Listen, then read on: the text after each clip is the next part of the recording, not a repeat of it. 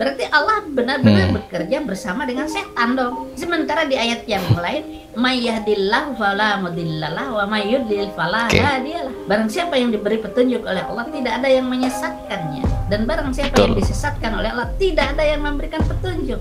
Cukup dengan ayat itu. Kenapa ngirim setan dan iblis? Kenapa? Coba kenapa? Dari Pras. Kenapa? Coba jawab dulu dong. Dia mereaction video saya dan sengaja meminta saya untuk menjawab setiap pertanyaannya. Saya akan jawab.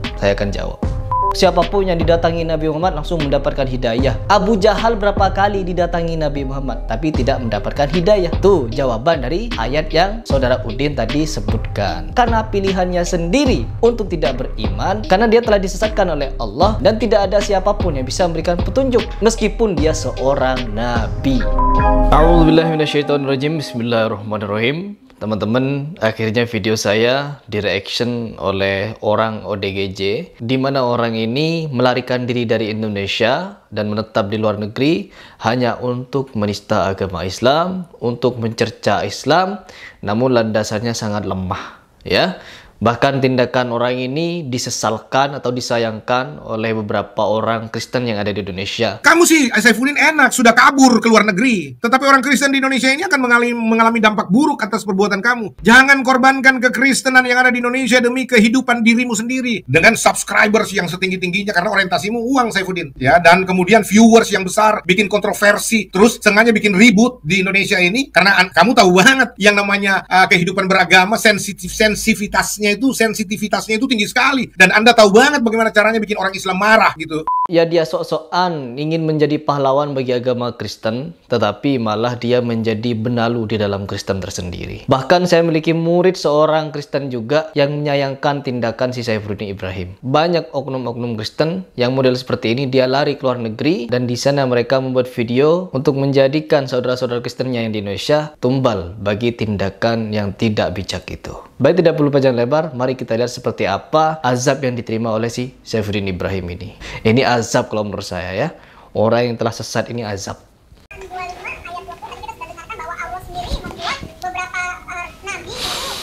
Ya Allah, ini tafsir mereka. Jadi mereka menafsirkan bahwa ayat tersebut, yaitu Allah menjadikan Nabi itu sebagai orang yang kesurupan setan, dibisiki iblis. No, Nabi-Nabi itu terjaga dari bisikan-bisikan setan. Bukan Nabi Muhammad maksudnya. Nabi Muhammad itu dibisik oleh iblis di Gua Hira, itu bukan malaikat. Iqra bismi rabbikal ladzi khalaq, khalaqal insana min 'alaq. Iqra wa rabbukal akram ladzi 'allama bil qalam, 'allamal insana ma lam ya'lam. Jadi malam pertama, ini menurut cerita Muhammad karena tidak ada orang yang mampu melihat Jibril, dan itu hanya menurut Muhammad. Nggak ada saksi manusia yang melihat Jibril itu. Semua atas kata Muhammad. Ketika malaikat datang pertama, kemudian menyuruh Muhammad membaca, dicekik lehernya. Jadi dicekik lehernya.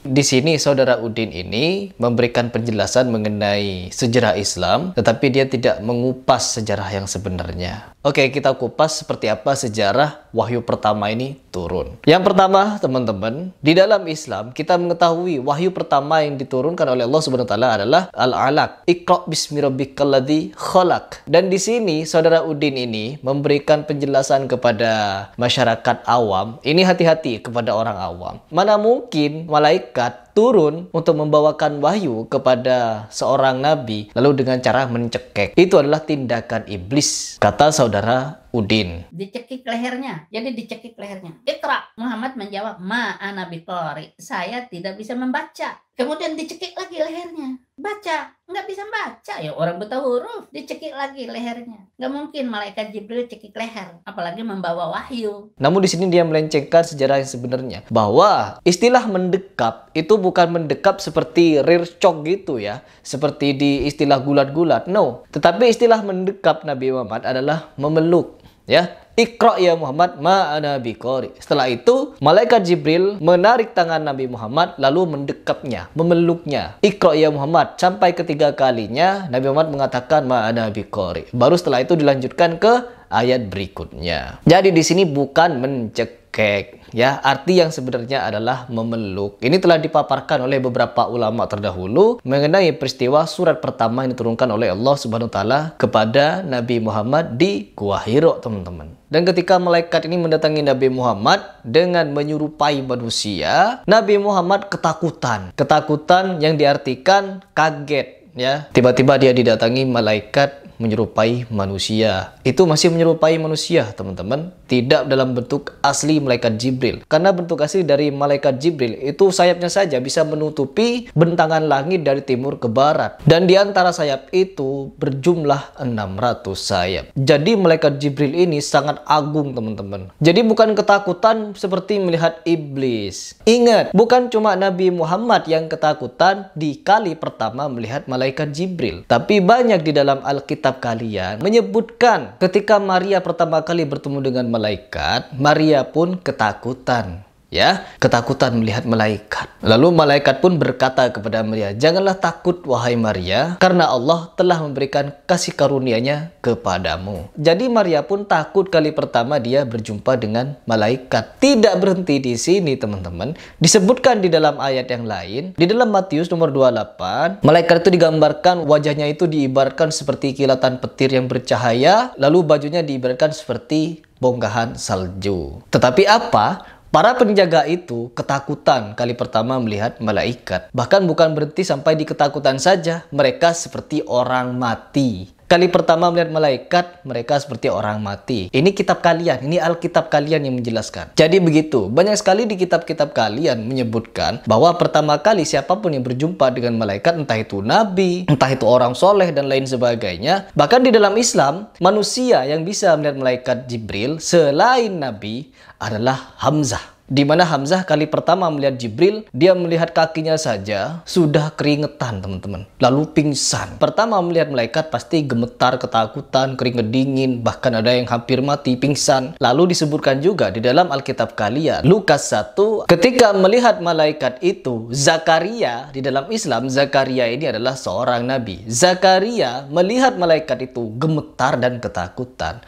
Apakah Zakaria atau Nabi Zakaria ini ketakutan layaknya melihat iblis? Ya, ini kitab kalian yang menyebutkan. Jadi di sini, teman-teman, hendaklah kalian itu kalau memang ingin berdiskusi ilmiah, pulang ke Indonesia, ya, Saudara Udin, ya, pulanglah ke Indonesia. Kita dialog secara ilmiah. Karena apa? Kamu di sana hanya berani menghujat, menghina, merendahkan, dan menyelewengkan arti yang sebenarnya tentang Islam. Dan kalian tidak berani datang ke Indonesia. Apakah itu yang disebut dengan gentle? Tetapi tidak berhenti di situ. Saudara Udin juga melanjutkan ocehannya kepada pembahasan yang lain. Coba kita simak. Al-Quran saja sudah salah. Kalian juga mengatakan di dalam surat Al-Hajj itu setan-setan itu sengaja dikirim untuk menyesatkan umat. Jadi Allah Subhanahu wa taala bekerja sama dengan setan untuk menyesatkan umat. Ini adalah penafsiran dari kepala kalian yang dia mereaction video saya dan sengaja meminta saya untuk menjawab setiap pertanyaannya. Saya akan jawab.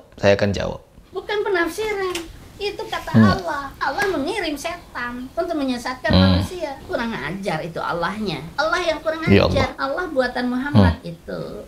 Allah Subhanahu wa taala buatan Muhammad itu adalah Allah yang jahat, membiarkan setan untuk menyesatkan manusia. Berarti Allah benar-benar bekerja bersama dengan setan dong. Sementara di ayat yang lain, may yahdillahu fala mudhillalah wa may yudlil fala hadiyalah. Barang siapa yang diberi petunjuk oleh Allah, tidak ada yang menyesatkannya. Dan barang siapa yang disesatkan oleh Allah, tidak ada yang memberikan petunjuk.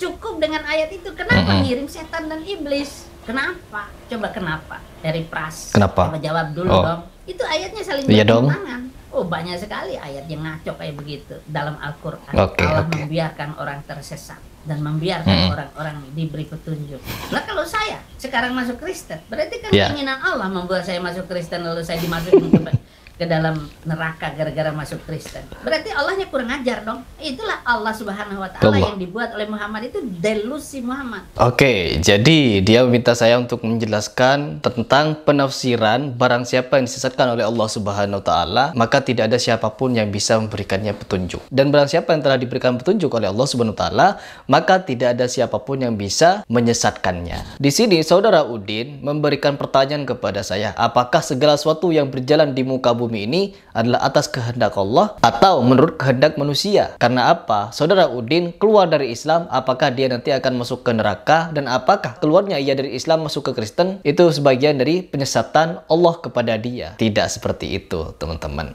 Saya bukan ahli tafsir, ya, saya bukan ahli tafsir, saya bukan mujadid, saya bukan orang yang pandai berfatwa. Tetapi kalau kita ingin menafsirkan Al-Quran, itu bukan cuma dengan pikiran kita, karena pikiran kita tidak akan sanggup. Menafsirkan Al-Quran bisa dengan Al-Hadis dan bisa menafsirkan Al-Quran juga dengan Quran. Jadi bukan dengan pikiran kita, ya, bukan hanya dengan pikiran kita masing-masing. Tidak bisa Al-Quran dan Al-Hadis itu bertentangan, tidak akan pernah bertentangan. Apabila ada Al-Hadis yang bertentangan dengan Al-Quran, maka Al-Hadis itu bisa ditengari lemah atau palsu, ya. Tetapi apabila Al-Quran ditafsir dengan Al-Quran, itu sudah menjadi sesuatu yang telah dilakukan oleh beberapa ulama. Kita tidak perlu jauh-jauh untuk menafsirkan banyak ayat di dalam perihal ini, ya teman-teman. Bahwa di dalam Islam juga ada pernyataan la ikraha fiddin, tidak ada paksaan di dalam beragama. Jika kamu ingin kafir, maka kafirlah. Jika ingin beriman, maka berimanlah. Yang disebut kafir di sini apa? Kafir adalah tidak mempercayai suatu keyakinan tertentu. Saya di sini memilih menjadi orang kafir, tapi bukan kafir kepada Islam, menutup diri kepada Islam. No, saya orang Muslim, tetapi saya kafir bagi agama Hindu, kafir bagi agama Buddha, kafir bagi Konghucu, kafir kepada Kristen. Begitu. Ya, kalau kalian meyakini Yesus itu Tuhan, maka saya kafir. Saya kafir bagi kalian. Karena saya meyakini bahwa Yesus itu adalah nabi dan itu akidah saya. Akidah ini yang akan saya pertanggungjawabkan kelak di akhirat. Bukankah seperti itu yang namanya toleransi? Meyakini keyakinan masing-masing dan kafir kepada agama yang lain. Ini adalah sesuatu yang telah ditetapkan oleh Allah Subhanahu wa taala. Karena apa? Di dalam Islam kita juga meyakini bahwa innad dina 'indallahil Islam. Islam adalah agama yang berada di sisi Allah. Jadi inilah yang akan kita bawa ke akhirat kelak. Perkara kita mau ingkar, mau munafik, mau beriman, bertakwa dan lain sebagainya, itu hak masing-masing. Karena Allah menurunkan nabi-nabi, menurunkan Nabi Muhammad sebagai nabi penutup, tidaklah sebagai panutan dan tidaklah juga sebagai peringatan, pemberi